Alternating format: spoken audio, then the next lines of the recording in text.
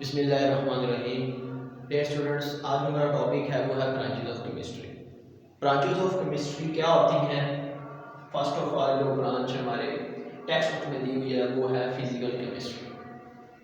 Physical chemistry क्या होती है? फिजिकल केमिस्ट्री की वो ब्रांच है जिसमें हम मैटर की फिजिकल प्रॉपर्टीज़ और इसकी कंपोजिशन और इनके दरमियान जो चेंज आता है उसको हम डिस्कस करते हैं। फॉर एग्जाम्पल हमारे पास वाटर है, ठीक है, ये हमारे पास वाटर है जी। इस वाटर की प्रॉपर्टीज क्या है? फिजिकल प्रॉपर्टीज हमने बतानी है जी। फॉर एग्जाम्पल हमारे हमने इसके बतानी है इसका मेल्टिंग पॉइंट क्या है जी, बिल्कुल डिटरमाइन कर सकते हैं जी। मेल्टिंग पॉइंट क्या है, इसका बॉइलिंग पॉइंट क्या है, इसका कलर क्या है, इसका टेस्ट क्या है, ठीक है, और इसका कंपोजिशन क्या है। तो ये ऐसी ब्रांच है जो हमें फिजिकल प्रॉपर्टीज के बारे में बता सकती है। अब हमने फिजिकल केमिस्ट्री में यही पढ़ना कि एटम कैसे जुड़े हुए हैं, ठीक है, ये केमिकल रिएक्शन किस तरह से होती है, ये हम इसमें डिस्कस नहीं करेंगे, ठीक है। फिजिकल केमिस्ट्री में जस्ट हम रेट ऑफ रिएक्शन के बारे में बता सकते हैं, एनर्जी चेंज के बारे में बता सकते हैं, melting point, boiling point, colour, taste वगैरह हम इसको बता सकते हैं। इसको फिजिकल केमिस्ट्री कहते हैं। नेक्स्ट हमारे पास जो है ऑर्गेनिक केमिस्ट्री। ऑर्गेनिक केमिस्ट्री क्या होती है? ऑर्गेनिक केमिस्ट्री की वो ब्रांच है जिसमें हम कार्बन, हाइड्रोजन और डेरिवेटिव्स का मुताला करते हैं।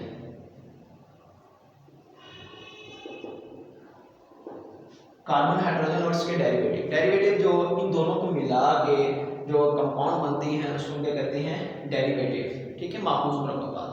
तो केमिस्ट्री की वो ब्रांच जिसमें हम कार्बन, हाइड्रोजन और उसके डेरिवेटिव का मुताला करते हैं वो हम क्या कहते हैं? Organic chemistry. ऑर्गेनिक केमिस्ट्री याद रखिएगा, केमिस्ट्री में, साइंस में बहुत अहमियत की हामिल है ऑर्गेनिक केमिस्ट्री, ठीक है जी।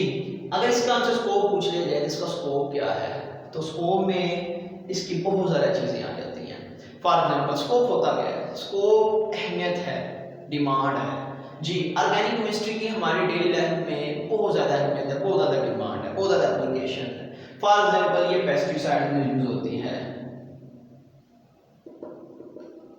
पेस्टिसाइड में यूज होती है, ठीक है, मेडिसिन में यूज होती है, ठीक है, पेस्टिसाइड में यूज होती है, मेडिसिन में यूज होती है और तरह तरह की डेली लाइफ में इस्तेमाल होती हैं।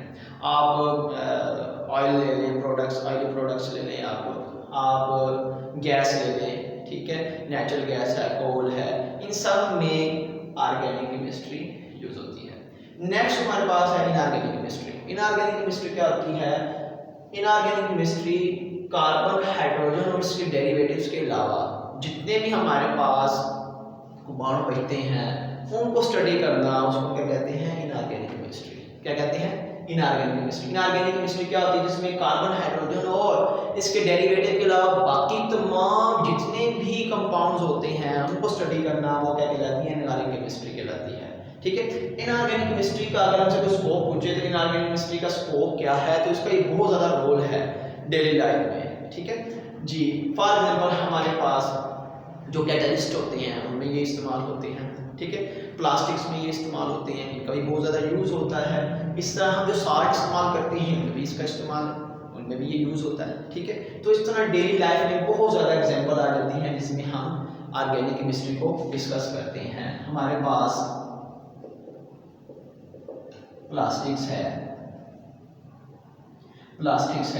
और तरह तरह की चीज़ें हमारे पास आ सकती हैं इनऑर्गेनिक केमिस्ट्री में, ठीक है जी। नेक्स्ट हमारे पास जो केमिस्ट्री की ब्रांचेस हैं जी, वो हमारे पास इसको डिस्कस करते हैं जी। हमारे पास नेक्स्ट जो ब्रांचेस आ जाती है वो है इंडस्ट्रियल केमिस्ट्री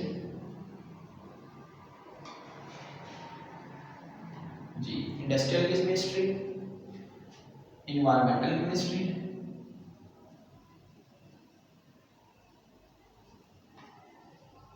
जी। इंडस्ट्रियल केमिस्ट्री क्या होती है? इंडस्ट्रियल केमिस्ट्री की वो ब्रांच है जिसमें हम किसी भी प्रोडक्ट को कमर्शियली प्रिपेयर करने के लिए इस्तेमाल करते हैं। इंडस्ट्रियल केमिस्ट्री की वो ब्रांच है जिसमें हम किसी भी प्रोडक्ट को बनाने के लिए बहुत ज़्यादा मिकदार में बनाने के लिए इंडस्ट्रियल केमिस्ट्री का सहारा लेते हैं। यानी कि हम कोई चीज़ बनाते हैं ज़्यादा मिकदार में तो हम इंडस्ट्रियल केमिस्ट्री इस्तेमाल करते हैं, ठीक है।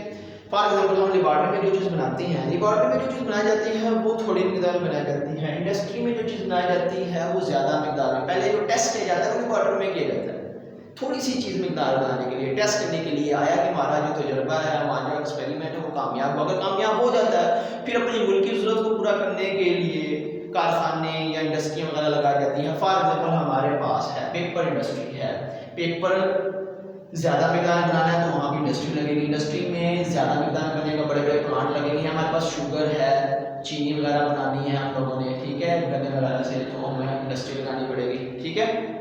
पेपर इंडस्ट्री है, ठीक है, सिरेमिक्स है हमारे पास, फैब्रिक्स है, ठीक है, ये इसका स्कोप में भी आ जाता है।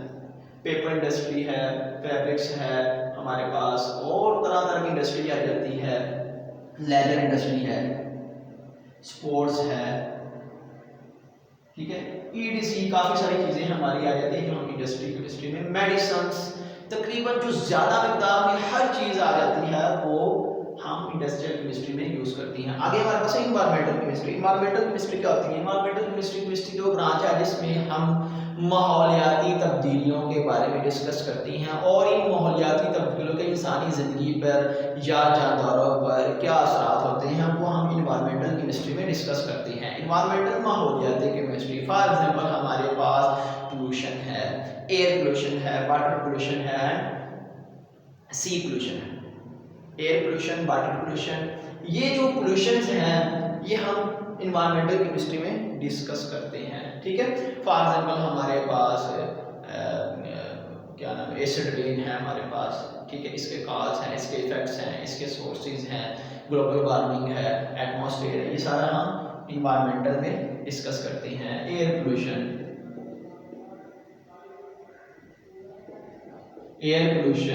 ठीक है, हम वाटर पोल्यूशन वगैरह जो है ना इसमें डिस्कस करते हैं, ठीक है। एयर पोल्यूशन, वाटर पोल्यूशन, इसके इफेक्ट्स, इसके कारण, ये सारे हम इन्वायरमेंटल केमिस्ट्री में डिस्कस करते हैं। नेक्स्ट जो हमारे पास केमिस्ट्री की ब्रांचेस हैं उसको देखते हैं हम। नेक्स्ट हमारे पास जो केमिस्ट्री की ब्रांचेस हैं वो है nuclear chemistry. Nuclear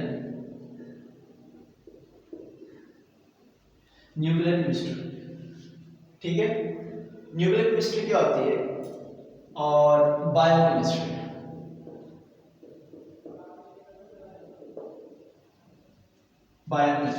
nuclear chemistry क्या होती है और बायोकेमिस्ट्री क्या होती है? सबसे पहले हम डिस्कस करते हैं न्यूक्लियर केमिस्ट्री। न्यूक्लियर केमिस्ट्री क्या होती है? केमिस्ट्री की वो ब्रांच जिसमें हम रेडियो एक्टिविटी, ठीक है, जो रेडियो एक्टिव एलिमेंट होते हैं जो खुद ब खुद रेडिएशंस खारिज करते हैं, रिलीज करते हैं रेडिएशंस, उनको न्यूक्लियर रेडियो एक्टिविटी कहते हैं, रेडियो एक्टिविटी एलिमेंट कहते हैं। रेडियो एक्टिविटी एलिमेंट क्या होते हैं?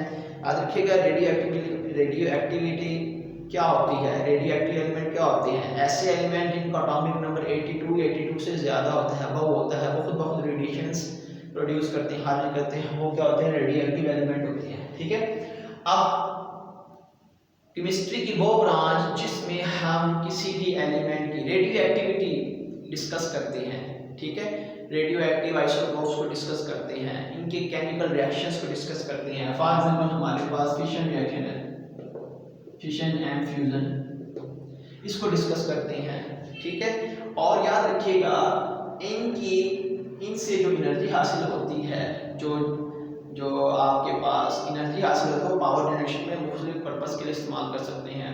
इन्हीं के ज़रिए ये फिशन रिएक्शन है, इससे जो है ना एटम बम बनता है, फ्यूजन से आप लोग हाइड्रोजन बम बनाते हैं जो कि डिस्ट्रक्टिव पर्पस के लिए इस्तेमाल होता है। इसके अलावा ये इलेक्ट्रिसिटी पैदा करने के लिए भी इस्तेमाल होता है। इसके अलावा ये आपके पास ट्रीटमेंट के लिए, कैंसर ट्रीटमेंट के लिए इस्तेमाल हो सकता है, थायराइड ग्लैंड की बीमारी के लिए इस्तेमाल हो सकता है, स्किन कैंसर के लिए इस्तेमाल हो सकता है, ठीक है।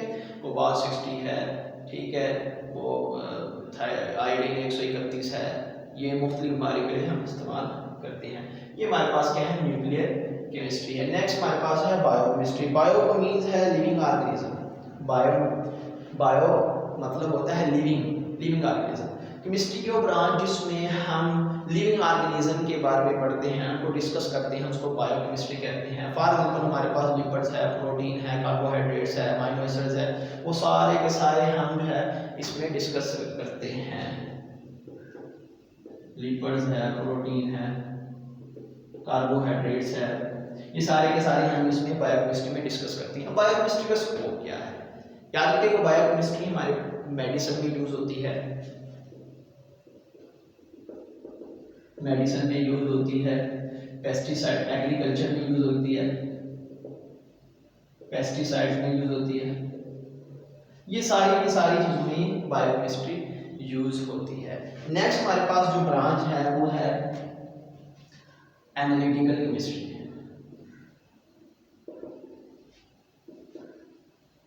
जी, एनालिटिकल केमिस्ट्री क्या होती है? अगर देखा जाए एनालिटिकल केमिस्ट्री क्या होती है, एनालिटिकल केमिस्ट्री तकरीबन जितनी भी केमिस्ट्री के ब्रांचेस हैं साइंस के, तमाम में एनालिटिकल केमिस्ट्री यूज होती है। अब एनालिटिकल का मतलब क्या है? एनालिटिकल मतलब है एनालाइज करना, किसी भी कंपाउंड को एनालाइज करना। एनालाइज से मुराद ये है कि उसमें ये जानना कि एलिमेंट कौन सा है और कितनी मिकदार है। तो इसके लिए जो है ना हम दो काम करते हैं, क्वालिटेटिव एनालिसिस करते हैं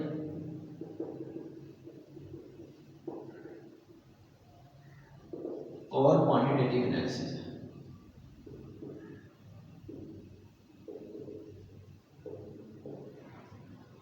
ठीक है, क्वालिटेटिव एनालिसिस क्या होता है और क्वांटिटेटिव एनालिसिस क्या होता है? जी, क्वालिटेटिव एनालिसिस क्या होता है? जी, क्वालिटेटिव एनालिसिस ऐसा एनालिसिस होता है जिसमें हम किसी भी कंपाउंड में एलिमेंट्स को जानते हैं। Identification of elements in a compound is called qualitative analysis. For example हमारे पास मार्केट में कोई प्रोडक्ट आती है, ठीक है, हम ये जानना चाहते हैं इसमें कौन कौन से एलिमेंट्स इसमें हैं, तो उसको जानना हम क्या कहलाते हैं, क्या कहते हैं उसको, क्वालिटेटिव एनालिसिस। फॉर एग्जांपल हमारे पास कोई प्रोडक्ट है, उसमें कार्बन, हाइड्रोजन, नाइट्रोजन वगैरह है, ठीक है, और इसको क्या कहें, क्वालिटेटिव एनालिसिस। अब कितनी मिकदार में है, identification of elements in a compound is called qualitative analysis. ठीक है, आप मालूम करना कितनी है, amount, identification of amount determine करनी है, इसको कहते हैं क्वांटिटेटिव एनालिसिस। फॉर एग्जांपल हमारे पास 2 ग्राम है, ठीक है, 4 ग्राम है, ठीक है, कार्बन कितनी ग्राम है, 2 ग्राम है, हाइड्रोजन कितनी ग्राम है, ये इस तरह करके जो है ना हम डिटरमिनेशन करते हैं।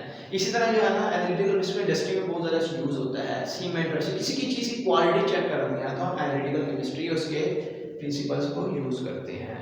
तो ये आज का हमारा जो है ना ब्रांचेस ऑफ केमिस्ट्री था। ठीक है, इसका एक क्वेश्चन कैसे आता है, इंपॉर्टेंट है, बोर्ड में काफ़ी दफ़ा ये क्वेश्चन आया है, अलग से भी आ सकता है, डेफिनेशन भी आ सकती है। ठीक है, एक्सरसाइज में है एनालिटिकल केमिस्ट्री क्या होता है, ऑर्गेनिक केमिस्ट्री, इनऑर्गेनिक केमिस्ट्री, ठीक है, physical chemistry, scope of biochemistry, ठीक है, ये आ सकता है। लॉन्ग क्वेश्चन भी आया, लॉन्ग क्वेश्चन किस तरह से आया, define chemistry, explain any 5 types of chemistry, any 5 branches of chemistry. तो उम्मीद है आपको यहाँ समझ आ चुकी होगी।